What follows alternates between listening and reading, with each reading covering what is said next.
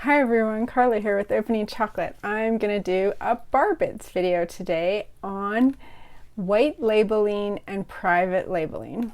And the reason this came up in my radar is that I have recently seen a couple of bars pop up at Trader Joe's.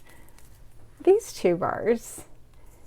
Now, Trader Joe's is notorious for private labeling and white labeling. So when I see new chocolate come at Trader Joe's, I'm like, I wonder who's making that for them, because they don't really manufacture a lot of their own stuff. That's really expensive. So let me tell you what white labeling is. White labeling started when the record companies first started making records for promotion at radio stations. They needed a way to distinguish the actual record that they were going to sell retail from the promotional record that they were giving out to radios for radio play. So they slapped a white label on it, just no artwork, just white label. We're talking old vinyl records, the big ones like this. And that's where the term white labeling comes from. Or that's where many people think the term white labeling comes from. So white labeling, I guarantee you've seen this before. This is not unique to Trader Joe's and or chocolate. Whoops, I just revealed. I spilled the beans. Cocoa beans, that is. Wah, wah. So white labeling is when a product is sold by a retailer, but it is manufactured by a third party.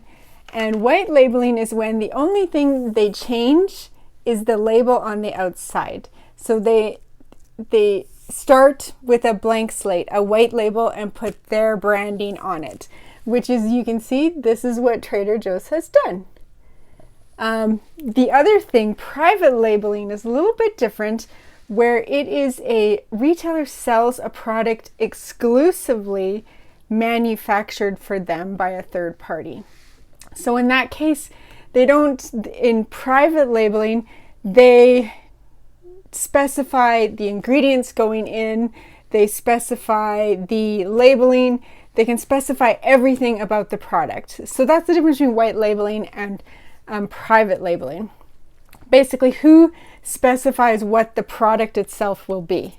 So I highly suspect, and I know others have suspected this too, and there's a few clues on the bar itself, that this is actually manufactured by Beyond Good chocolate out of Madagascar. So here's my first clue. Look at these weird percentages. How often do you see a 92% bar? Not very often. That's a weird percentage.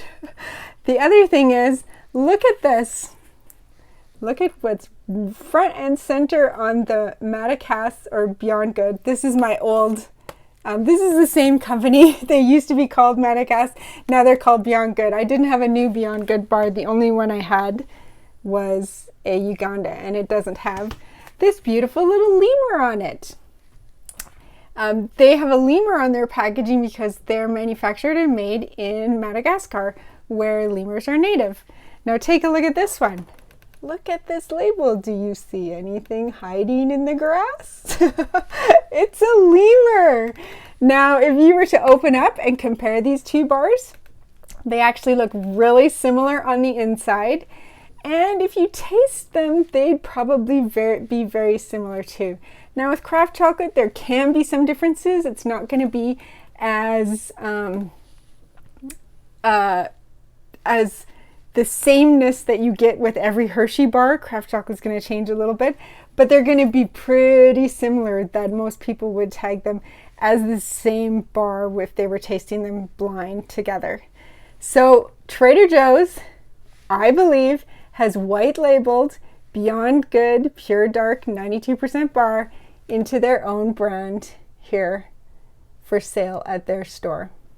So you can feel good about buying this Trader Joe's chocolate.